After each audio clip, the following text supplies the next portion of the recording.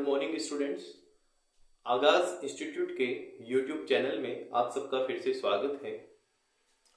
पिछला वीडियो जिसमें मैंने तुर्रा कलंगी के बारे में आपको बताया था कि आखिर में उसका कौन सा उत्तर सही होगा, तो उस वीडियो के पश्चात काफ़ी सारे स्टूडेंट्स के, काफ़ी सारे टीचर के भी मेरे पास मैसेज आए कि सर आप किस आधार पर तुर्रा कलंगी का उत्तर मालवा सही कह रहे हैं।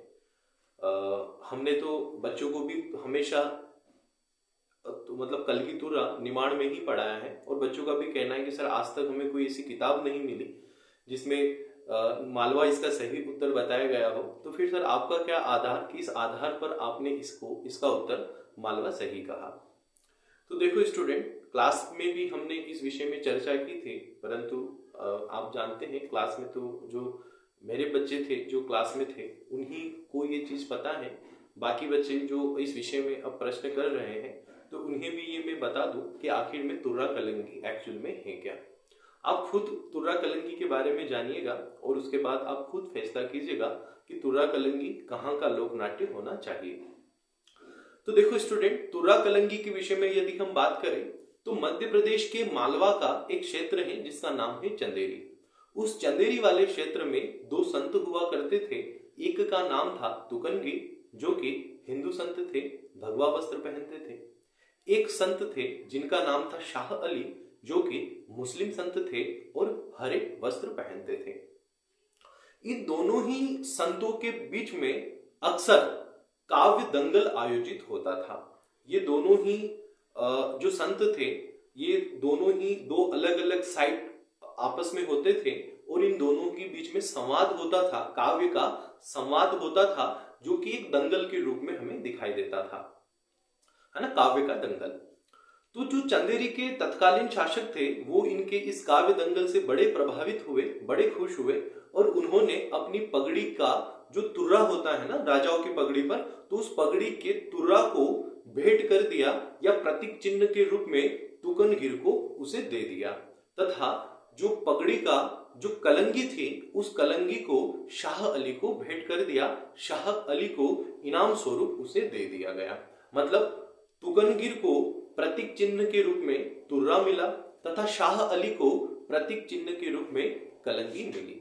और इन दोनों ही के बीच में जो ये काव्य दंगल आयोजित होता था, ये काव्य दंगल अब तुर्रा और कलंगी नाम से फेमस होने लगा और धीरे धीरे ये इनका काव्य दंगल, ये इनका जो ख्याल था, ये तुर्रा और कलंगी नाम से पूरे ही क्षेत्र में फेमस हो गया और इस लोक नाट्य को हम तुर्रा और कलंगी नाम से जानने लगे। ठीक है स्टूडेंट, तो तुर्रा और कलंगी आखिर में कैसे इसका नाम तुर्रा और कलंगी पड़ा, मध्य प्रदेश के किस क्षेत्र में इसका जन्म हुआ, ये सारी चीजें मैंने आपको बताई। अब तुर्रा कलंगी आज वर्तमान यदि हम बात करें तो राजस्थान का जो मेवाड़ है, उस राजस्थान के मेवाड़ क्षेत्र में तुर्रा और कलंगी बहुत ही ज्यादा फेमस है। आप राजस्थान का लोक साहित्य की कोई सी भी किताब उठाकर देख लीजिएगा और मेवाड़ के लोक साहित्य यदि आपने देखे हो, मेवाड़ का लोक नाट्य यदि आपने देखा हो तो मेवाड़ का सबसे फेमस लोक नाट्य जो है वो तुर्रा और कलंगी ही है।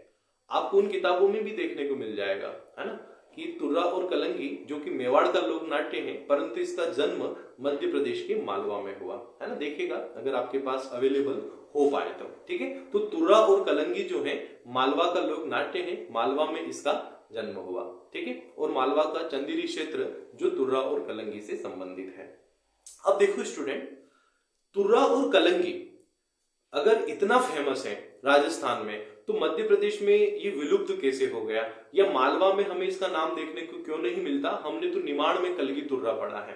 तो देखो स्टूडेंट, मैं आपको बता दूं, मालवा में आज भी तुर्रा और कलंगी फेमस है, परंतु इस तुर्रा और कलंगी की एक शैली, जिस शैली का नाम है माच, और हम जो है मालवा में इसी तुर्रा कलंगी की शैली माच के बारे में बात करते हैं, ठीक है। तो जो माच मालवा का लोक नाट्य है, जो हमारे मध्य प्रदेश का राजकीय लोक नाट्य है माच, वो माच इसी तुर्रा और कलंगी की एक शैली है।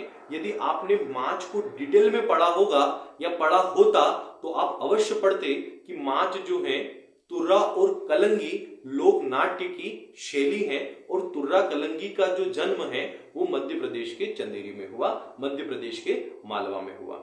माच की जो भी वर्तमान में विशेषताएं, वो सारी की सारी विशेषताएं तुर्रा और कलंगी की है ना। संवाद, जब तक दोनों ही पक्षों में संवाद होते हैं, संवाद के बीच में म्यूजिक नहीं बजता है ना, संगीत नहीं बजता है, संवाद के कंप्लीट होने के पश्चात संगीत बजता है।